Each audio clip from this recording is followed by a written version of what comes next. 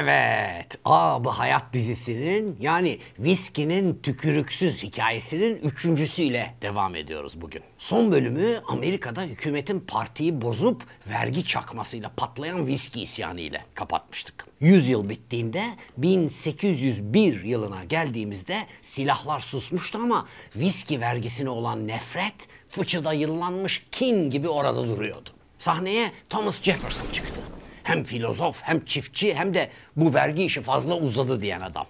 Yani kurulan Demokratik Cumhuriyetçi Parti'nin başında bize oy verin bu lanet viski vergisini tarihe gömelim diye söz verdi. Ve ne oldu dersiniz? Tabii ki başkan oldu ve olur olmaz ilk iş bu illeti tarihin çöp kutusuna yolladı.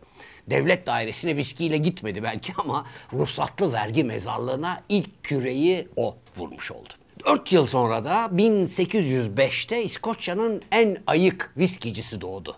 Babası 1819'da ölüp çiftliği satılınca aile kalan 417 sterlini ne yapacağını bilemeyip klasik İskoç tarzıyla Kilmarnock'un ana caddesinde bir bakkal, şarap ve içki dükkanına yatırdı. 15 yaşındaki John da 1820'de dükkanın başına geçti ve şeker mi, şarap mı, viski mi üçlüsünde tercihini yapıp kendi viskisini üretmeye başladı. Ve şaka maka dünyanın en meşhur ve en çok satılan İskoç viskisini yaratmış oldu. Asıl bomba şu, John Walker'ın kendisi hayatı boyunca ağzına damla içki sürmemişti. 3 yıl sonra devlet baba nihayet haydi artık kaçak değil vergili için dedi. O güne kadar İskoçya'da üretilen her bir damla viski teknik olarak yasa dışıydı. Evet, her damla, yani koca ülke resmen kaçak içkiyle sarhoş oluyordu. Ama sonra Birleşik Krallık hükümeti bu işten biz de para kazanabiliriz farkındalığına ulaşıp büyük bir aydınlanma yaşadı. Ve hop 1823'te bak kardeşim şu kadar sterline bayılırsan viskin bir anda yasal olur şeklinde bir teklif geldi. Kısacası devlet kaçak damıtanlara kaçakçılık güzel ama bize de bir şeyler düşsün artık dedi. Böylece o moonshine yani ay ışığı damıtması dönemi sona erdi ve viski nihayet faturaya bağlandı. Lisanslama fikrini geliştirenlerden biri de İrlandalı vergi memuru Aeneas Coffey idi. Ay ışığı damıtıcılarından dayak yemekten bıkıp işini bıraktı ve 1831'de sürekli damıtım sistemini icat etti. Bu alet sayesinde viski hem daha ucuza hem de daha hızlı üretilebiliyordu. Yani Coffey bari bu kadar tokatın hatırına sektöre bir iyilik yapayım dedi ve viski dünyasına adını altın harflerle ama buzsuz ve sek olarak yazdırdı. Ucuz sözcüğünü en çok seven ırk olarak İskoçlar hemen üzerine atladılar. Bu yöntemin ve orada durmayıp daha da ucuzlatmak için dahiyane bir buluşa imza attılar. O dönemde sanayi devrimi tüm Britanya nüfusunu tamamen zehirlemeden seri üretim yapmanın yollarını ararken sahneye Andrew Usher usta yani namı diğer viskinin barista babası çıktı ve şöyle dedi. Eğer pahalı malt viskileri ucuz tahıl alkolüyle yani iyi ile kötüyü karıştırırsak hem halk içer hem saray dedi. Ve böylece blended scotch doğdu. Kısaca viskinin frappuccinosu. Yani tek malt içemedim ama bu da fena değil dedirten şey. Bu sayede ortaya her şişesi aynı tatta olan bir iksir çıktı ve dünyanın ilk mini bar viskisi doğdu. Yıl 1850, tat tanıdık ve sabah pişmanlığı garantili.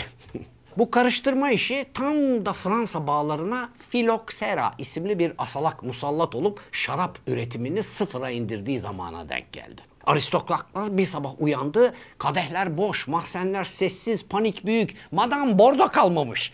Böylece İskoçlar savaş gemisi göndermek yerine fıçı yollamaya karar verdiler ve kibarca dediler ki içiniz ferah olsun, bu da bizden. Meşe fıçı da yıllandı, üstüne biraz da turba serptik. Fransız nezaketi yok ama kafa yapar. İşte böyle dünya şarap yasını tutarken viski kravat taktı ve statü içkisi haline geldi. O gündür bugündür blend viskiler global pazar denen canavara uygun hale geldi ve saray sofralarına bile girmeyi başardı. Şarap yoksa viski içeriz. Ne diyelim, tanrılar single malt içiyordu belki ama dünya blendingle çakır keyfiydi. O sıralar Fransızlar üzümlerini ağlıyorlardı ama onların sayesinde bar raflarına ismi kulağa biraz Versailles, biraz da Texas gibi gelen yeni bir içki yerleşti. Aslında her şey Fransız Bourbon hanedanıyla başladı. Evet, o peruklu, şaraplı, giyotinli aile. Fransızlar Amerikan Bağımsızlık Savaşı'nda İngilizlere karşı kolonileri destekleyince Amerikalılar da "Oh merci beaucoup" demenin bir yolunu aradılar. Ne mi yaptılar? Kentucky'nin bir köşesine Bourbon County adını yapıştırdılar. Ne de olsa kral için yapılacak en mantıklı şey. Bir yere adını ver, sonra orada Mısır'dan içki üret. Amerikan tarzı teşekkür mektubu. Zamanla bu bölgede üretilen viskiler bourbon damgasını taşımaya başladı. Bugün bourbon demek en az %51 mısır içerikli, sadece Amerika'da üretilmiş ve yeni ve yakılmış meçe fıçılarda yıllanmış viski demek. Yani hem Fransız kraliyetinden adını aldı, hem Amerikan mısır tarlasından ruhunu. Şimdi kadehlerde kraliyet gibi duruyor ama içince tarla gibi yakıyor.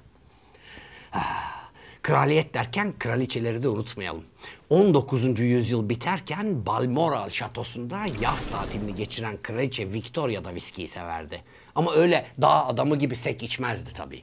Favorisi bol sodalı, zarifçe sulandırılmış İskoç viskisiydi. Sayesinde viski bir anda erkek işi olmaktan çıkıp hanımefendilerin de içebileceği bir içkiye terfi etti. Tabii zarafeti bozmamak şartıyla. Aristokrasi hemen durumu toparladı. Çay saatinden sonra viski içmek artık kabul edilebilir diye bir not düşüldü tarihe. Yani kraliçe içiyorsa herkes içebilirdi.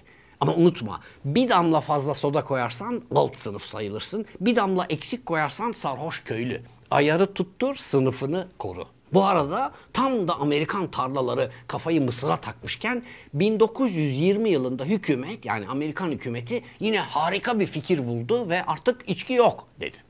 Evet, ciddilerdi. Üretmek, satmak, içmek hepsi yasak. Ülke çapında topyekün ayıklık ilan edildi.